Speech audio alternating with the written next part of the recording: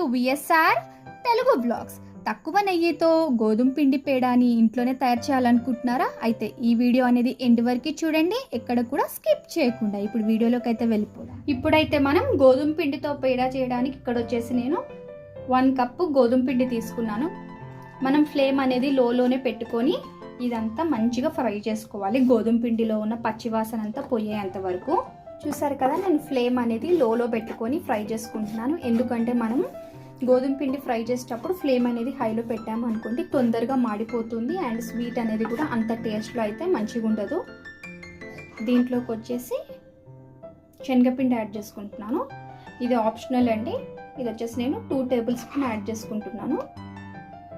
మనకి 1 కప్పు గోధుమ పిండికి 2 టేబుల్ స్పూన్ శనగపిండి కరెక్ట్ మెజర్మెంట్ బాగుంటుంది. ఇది వేసుకోవడం వల్ల టేస్ట్ అనేది మనకి గోధుమ పిండి పేడాకి ఇంకా మరింత అనేది పెరుగుతుంది. మనకి గోధుమ పిండి కొంచెం వేగిన తర్వాత దీంట్లో వచ్చేసి నేను 1 టేబుల్ స్పూన్ నెయ్యి యాడ్ చేసుకుంటున్నాను. నెయ్యి యాడ్ చేసుకున్న తర్వాత ఒకసారి కలిపేసుకోవాలి.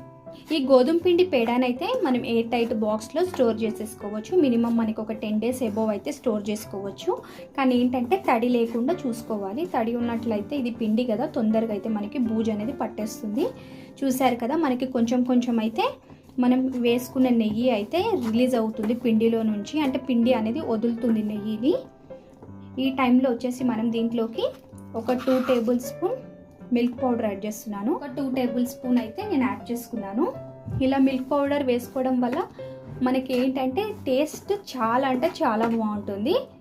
ఇది మనము పిల్లలకి స్నాక్స్ లాగా పెట్టవచ్చు, లేకపోతే స్కూల్కి నుంచి ఇంటికి రాగానే వాళ్ళకన్నా పెట్టవచ్చు, లేదా మనం ఏదైనా లాంగ్ డ్రైవ్కి వెళ్ళినప్పుడు బయట అవి ఇవి కొనుక్కొని తినే బదులు ఇలా మనం ఇంట్లోనే చేసి పెట్టుకున్నట్లయితే చాలా బాగుంటుంది.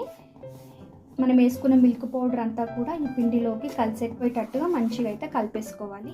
ఈ గోధుమ పిండి పేడ చేయడానికి మనకు వచ్చేసి ఎక్కువ టైం పట్టదు, ఎక్కువ ఇంగ్రీడియంట్స్ పట్టవు. మనం ఇంట్లో ఉన్న వాటితోనే సింపుల్గా అయితే చేసేసుకోవచ్చు.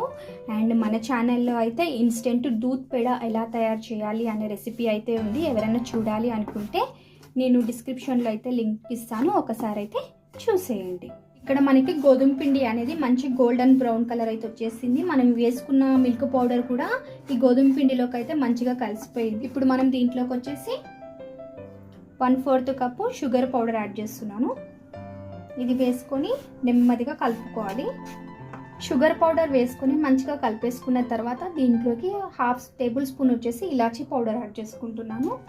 ఇది కూడా కలిసేటట్టు ఒకసారి కలుపుకోవాలి. దీంట్లోకి 1/2 టేబుల్ స్పూన్ కన్నా కూడా తక్కువ నెయ్యి అయితే యాడ్ చేసుకుంటున్నాను. ఫ్లేమ్ అయితే ఆఫ్ చేసేసుకోవాలి.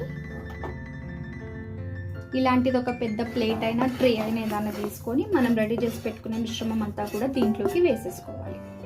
మనం ఒక ప్లేట్లోకి వేసుకున్న తర్వాత ఇది గోరువెచ్చగా ఉన్నప్పుడే, అంటే కొంచెం కాలుతూ ఉన్నప్పుడే దీంట్లోకి లైట్గా పాలు అనేది వేసుకోవాలి. ఇవి వచ్చేసి కాచి చల్లార్చుకున్న పాలు, మరి ఎక్కువ కూడా పాలు అనేది వేయకండి.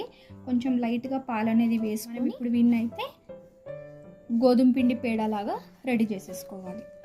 పాలు అనేటివి కొద్దిగానే యాడ్ చేసుకోవాలి. ఎక్కువగా యాడ్ చేసుకున్నట్లయితే మనకి ఇది వచ్చేసి మరీ పల్చగా అవుతుంది. అలా అయితే మనకి గోధుమ పిండి పేడ అయితే రాదు. ఇలా పొడి పొడిగా ఉండాలి. దీంట్లో నుంచి కొంచెం అయితే తీసుకోవాలి. మనకి ఎంత సైజు గోధుమ పిండి పేడ కావాలనేది.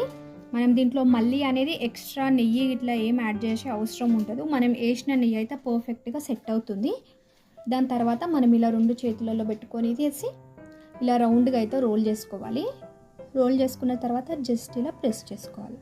ఇలా రెడీ చేసి అన్నీ కూడా ఇలా ప్లేట్లోకి అయితే పెట్టేసుకోవాలి.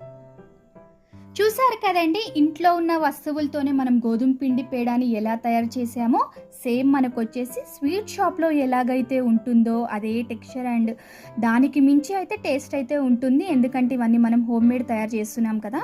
టేస్ట్లో అయితే అసలు మాటలైతే లేవండి. అండ్ మా వీడియోస్ కనుక మీకు నచ్చినట్లయితే మా ఛానల్ని లైక్ చేయండి, షేర్ చేయండి, సబ్స్క్రైబ్ చేసుకోండి. పక్కనే ఉన్న బెల్ ఐకాన్ని ట్యాప్ చేయడం అయితే అస్సలు మర్చిపోకండి.